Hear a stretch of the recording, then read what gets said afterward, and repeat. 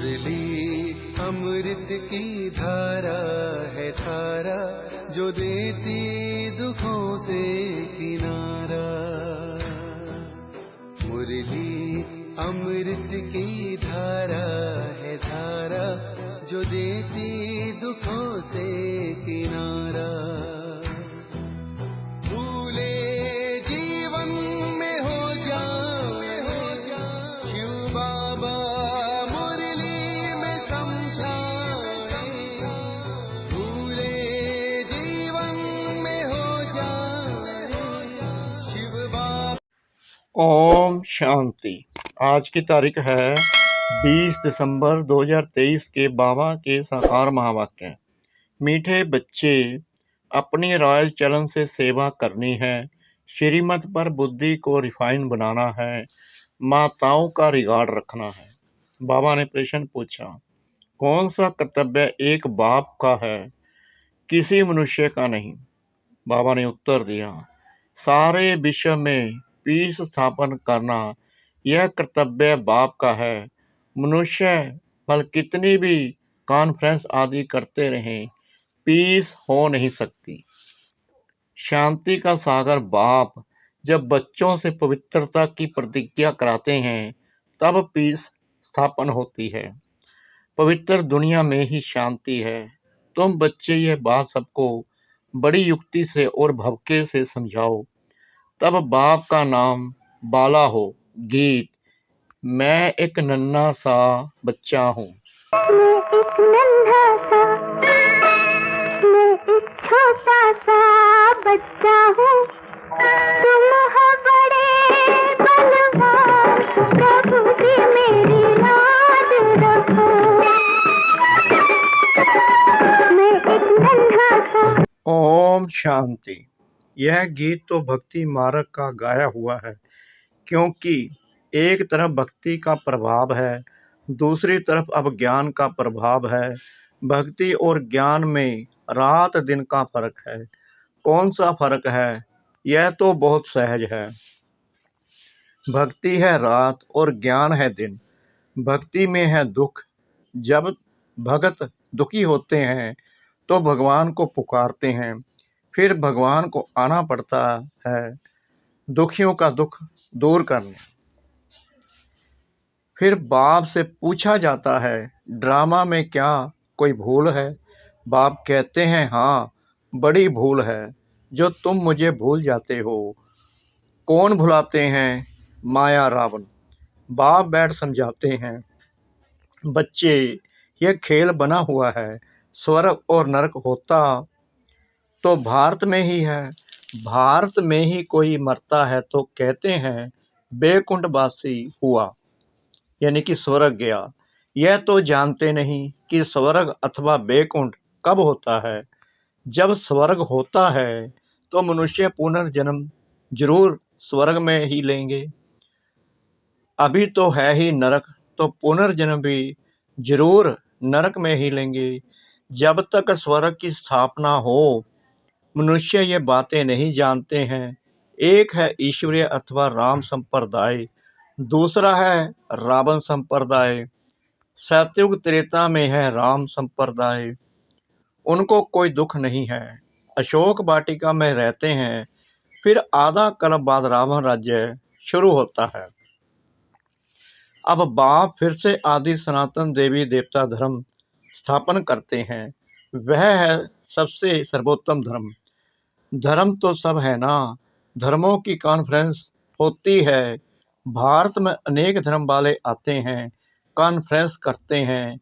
अब जो भारतवासी धर्म को मानने वाले ही नहीं, वह कॉन्फ्रेंस क्या करेंगे? वास्तव में भारत का प्राचीन धर्म तो है ही आदि सनातन देवी देवता धर्म। हिंदू धर्म तो है नहीं। सबसे ऊंच है देवी देवता धर्म। अब कायदा कहता है, सबसे ऊंच से ऊंच धर्म वाले को गद्दी पर बिठाना चाहिए। सबसे आगे किसको बिठाएं, इस पर भी कभी उन्हों का झगड़ा लग पड़ता है। जैसे एक बार कुंभ के मेले में झगड़ा हो गया था। वह कहे पहले हमारी सवारी चले, वह कहे पहले हमारी। लड़ पड़े थे। तो अब इस कॉन्फ्रेंस में बच्चों को यह समझाना है कि ऊंच से ऊंच कौन सा धर्म है। वह तो जानते नहीं। बाप कहते हैं आदि सनातन है ही देवी देवता धर्म, जो अब प्राय लोप हो गया है और अपने को हिंदू कहलाने लग पड़े हैं। अब चीन में रहने वाले अपना धर्म चीन तो नहीं कहेंगे। वो लोग तो जिसको नामी ग्रामी देखते हैं उनको मुख्य करके बिठा देते हैं। कायदे अनुसार कॉन्फ्रेंस में बहुत तो आ नहीं सकते, सिर्फ रिलीजन के हेड्स को ही निमंत्रण दिया जाता है। बहुतों से फिर बहुत बोलचाल हो जाता है। अब उन्हों को राय देने वाला तो कोई है नहीं। तुम हो ऊंच से ऊंच देवी देवता धर्म वाले, अब देवता धर्म की स्थापना कर रहे हो। तुम ही बता सकते हो भारत का जो मुख्य धर्म है, जो सब धर्मों का माई बाप है, उनके हेड को इस कॉन्फ्रेंस में मुख्य बनाना चाहिए। गद्दी नशीन उनको करना चाहिए, बाकी तो सब है उनके नीचे। तो मुख्य बच्चे जो हैं उनकी बुद्धि चलनी चाहिए। भगवान अर्जुन को बैठ समझाते हैं, संजय यह है अर्जुन तो है रथी, उनमें रथवान है बाप। वह समझते हैं रूप बदलकर श्री कृष्ण के तन में आकर ज्ञान दिया है, परंतु ऐसे तो है नहीं। अब प्रजापिता भी है। त्रिमूर्ति के ऊपर बहुत अच्छी रीति समझाया जा सकता है। त्रिमूर्ति के ऊपर शिव बाबा का चित्र जरूर चाहिए। वह है सूक्ष्म वतन की रचना। बच्चे समझते हैं यह विष्णु है पालन करता, प्रजापिता ब्रह्मा है स्थापन करता, तो उनका भी चित्र चाहिए। यह बड़ी समझ की बात है, बुद्धि में रहता है। प्रजापिता ब्रह्मा जरूर है, विष्णु भी तो चाहिए। जिससे स्थापना कराएंगे उससे ही पालना भी कराएंगे। स्थापना कराते हैं ब्रह्मा से। ब्रह्मा के साथ सरस्वती आदि बहुत बच्चे हैं।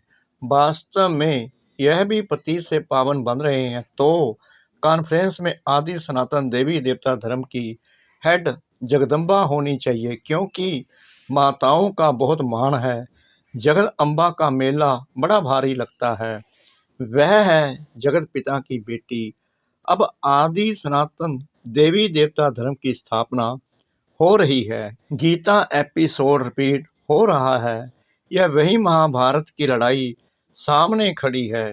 बाप भी कहते हैं मैं कलप कलप कलप के संगम युग पर आता हूँ, भ्रष्टाचारी दुनिया को श्रेष्ठाचारी बनाने। जगत अम्बा गॉडेस ऑफ नॉलेज गाई हुई है। उनके साथ ज्ञान गंगाएं भी हैं। उनसे पूछ सकते हैं कि उनको यह नॉलेज कहाँ से मिली हुई है। नॉलेजफुल गॉड फादर तो एक ही है, वह नॉलेज कैसे दे। जरूर उनको शरीर लेना पड़े तो ब्रह्मा मुख कमल से सुनाते हैं। यह माताएं बैठ समझाएंगी। कॉन्फ्रेंस में उनको ये मालूम होना चाहिए ना कि बड़ा धर्म कौन सा है। यह तो कोई समझते ही नहीं कि हम आदि सनातन देवी देवता धर्म के हैं। बाप कहते हैं यह धर्म जब प्राय लोप हो जाता है तो मैं आकर फिर स्थापन करता हूँ। अभी देवता धर्म है नहीं, बाकी 3 धर्मों की वृद्धि होती जा रही है, तो जरूर देवी देवता धर्म फिर से स्थापन करना पड़े। फिर यह सब धर्म रहेंगे ही नहीं। बाप आते ही हैं आदि सनातन देवी देवता धर्म की स्थापना करने। तुम बच्चियां ही बता सकती हो कि पीस कैसे स्थापन हो सकती है। शांति का सागर तो है ही परम पिता परमात्मा, तो पीस जरूरी वही स्थापन करेंगे। ज्ञान का सागर सुख का सागर वही है। गाते भी हैं पतित पावन आओ, आकर के भारत को पावन राम राज्य बनाओ। पीसफुल तो वही बनाएंगे, यह बाप का ही कर्तव्य है। तुम उनकी मत पर चलने से श्रेष्ठ पद पाते हो। बाप कहते हैं जो मेरे बनेंगे राजयोग सीखेंगे और पवित्रता की प्रतिज्ञा करेंगे कि बाबा हम पवित्र बन 21 जन्मों का बरसा लेंगे, वही मालिक बनेंगे। पति से पावन बनेंगे। पावन है लक्ष्मी नारायण सबसे ऊंच। फिर अभी पावन दुनिया की स्थापना हो रही है। तुम पीस के लिए कॉन्फ्रेंस कर रहे हो, परंतु मनुष्य थोड़ी पीस करेंगे। यह तो शांति के सागर बाप का काम है। कॉन्फ्रेंस में बड़े आदमी आते हैं, बहुत मेंबर्स बनते हैं, तो उनको राय भी देनी पड़े। फादर शोज सन। शिव बाबा के पुत्र ब्रह्मा के बच्चे हैं, गॉडेस ऑफ नॉलेज। उनको गॉड ने नॉलेज दी है। मनुष्य तो शास्त्रों की नॉलेज पढ़ते हैं। ऐसे भपके से समझाओ तो बड़ा मजा हो। युक्ति जरूर रचनी पड़ती है। एक तरफ उन्होंने कॉन्फ्रेंस हो और दूसरी तरफ फिर तुम्हारी भी भपके से कॉन्फ्रेंस हो। चित्र भी क्लियर है, जिनसे झट समझ जाएंगे। उनका एक्यूपेशन अलग है, उनका अलग है। ऐसे थोड़ी सब एक ही के हैं, नहीं, सभी धर्मों का पाठ अलग अलग है। शांति के लिए मिल करके कार्य करते हैं। कहते हैं रीजन इज माइट, परंतु सबसे ताकत वाला कौन? वहीं आकर के पहला नंबर देवी देवता धर्म की स्थापना करते हैं। यह तुम बच्चे ही जानते हो।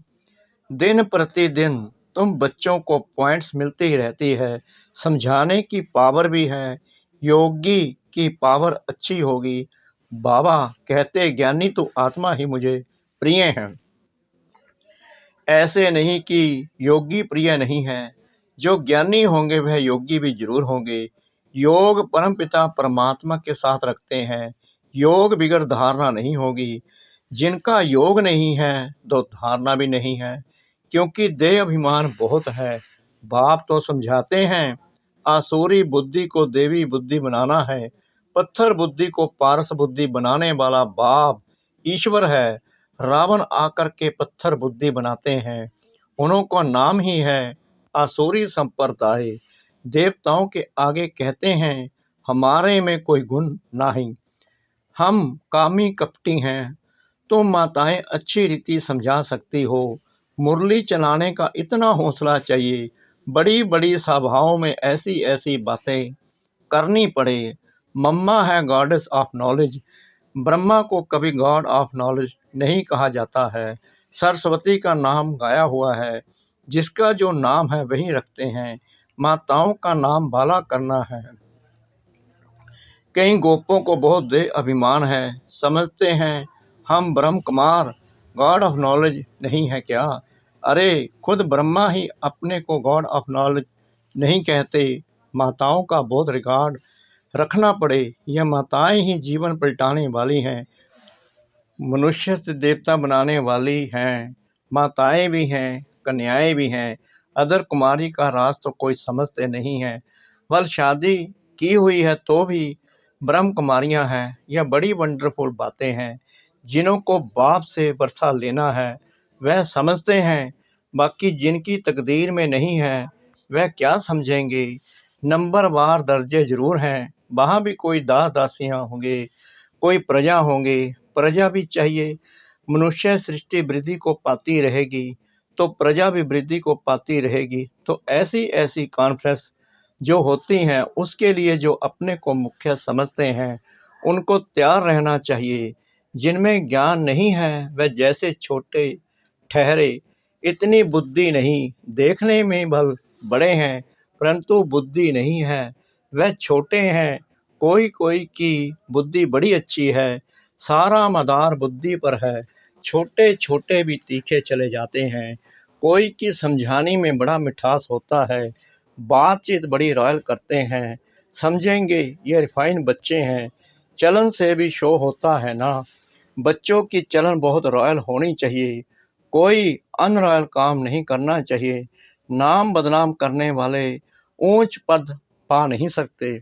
शिव बाबा का नाम बदनाम करते हैं तो बाप का भी हक है समझाने का। अच्छा मीठे मीठे सिकला दे बच्चों प्रति माता पिता बाप दादा का याद प्यार और गुड मॉर्निंग। रूहानी बाप की रूहानी बच्चों को नमस्ते। हम रूहानी बच्चों की रूहानी बाप दादा को श्रद्धा भरी प्रेम भरी नमस्ते। शुक्रिया बाबा, शुक्रिया बाबा, शुक्रिया बाबा, इस मीठी मीठी मीठी मुरली के लिए। रात्रि क्लास। अब तुम बच्चे समझते हो कि हम जीव आत्माएं परमपिता परमात्मा के सम्मुख बैठे हैं। इसको ही मंगल मिलन कहा जाता है, गाया जाता है ना। मंगलम भगवान विष्णु, अभी मंगल है ना मिलन का। भगवान बरसा देते हैं विष्णु कुल का, इसलिए उनको मंगलम भगवान विष्णु कहा जाता है। जब बाप मिलते हैं जीव आत्माओं से, वह मिलन बड़ा सुंदर है। तुम भी समझते हो, अभी हम ईश्वरीय बच्चे बने हैं। ईश्वर से अपना बरसा लेने लिए बच्चे जानते हैं, ईश्वर के बरसे बाद देवी वर्षा मिलता है, अर्थात स्वर्ग में पुनर्जन्म मिलता है। तो तुम बच्चों को खुशी का पारा चढ़ा रहना चाहिए। तुम जैसा खुशनसीब व सौभाग्यशाली तो कोई नहीं दुनिया में सिवाय ब्राह्मण कुल के, और कोई भी भाग्यशाली हो नहीं सकता। विष्णु कुल सेकंड नंबर में हो गया, वह देवी गोद हो जाती, अभी ईश्वरीय गोद है। यह तो ऊंच ठहरे ना। देलवाड़ा मंदिर ईश्वरीय गोद का मंदिर है, जैसे अम्बा के भी मंदिर हैं। वह इतना संगम युग का साक्षात्कार नहीं कराते हैं। यह दिलवाड़ा मंदिर संगम युग का साक्षात्कार कराता है। बच्चों को जितनी समझ है उतना और कोई मनुष्य मात्र को हो न सके। जितना तुम ब्राह्मणों को समझ है उतनी देवताओं को भी नहीं। तुम संगम योगी ब्राह्मण हो, वह संगम योगी ब्राह्मणों की महिमा करते हैं। कहते हैं ब्राह्मण सो देवता बनते हैं। ऐसे ब्राह्मणों को नमे। ब्राह्मण ही नरक को स्वर्ग बनाने की सर्विस करते हैं। ऐसे बच्चों यानी ब्राह्मणों को नमस्ते करते हैं। अच्छा, गुड नाइट। धारणा के लिए मुख्य सार। नंबर 1, बाप का प्रिय बनने के लिए ज्ञानी और योगी बनना है, देह अभिमान में नहीं आना है। नंबर 2, मुरली चलाने का हौसला रखना है, अपनी चलन से बाप का शो करना है, बातचीत बड़े मिठास से करनी है। वरदान, कर्म भोग को कर्म योग में परिवर्तन कर सेवा के निमित्त बनने वाले भाग्यवान भव। तन का हिसाब किताब कभी प्राप्ति व प्रसाद के मार्ग में विघ्न अनुभव ना हो। तन कभी भी सेवा से वंचित होने नहीं दे। भाग्यवान आत्मा कर्म भोग के समय भी किसी न किसी प्रकार से सेवा के निमित्त बन जाती है। कर्म भोग चाहे छोटा हो या बड़ा, उसकी कहानी का विस्तार नहीं करो। उसे वर्णन करना माना समय और शक्ति व्यर्थ गमाना। योगी जीवन माना कर्म भोग को कर्म योग में परिवर्तन कर देना, यही है भाग्यवान की निशानी। स्लोगन, दृष्टि में रहम और शुभ भावना हो तो अभिमान व अपमान की दृष्टि समाप्त हो जाएगी। दृष्टि में रहम और शुभ भावना हो तो अभिमान व अपमान की दृष्टि समाप्त हो जाएगी। ओम शांति।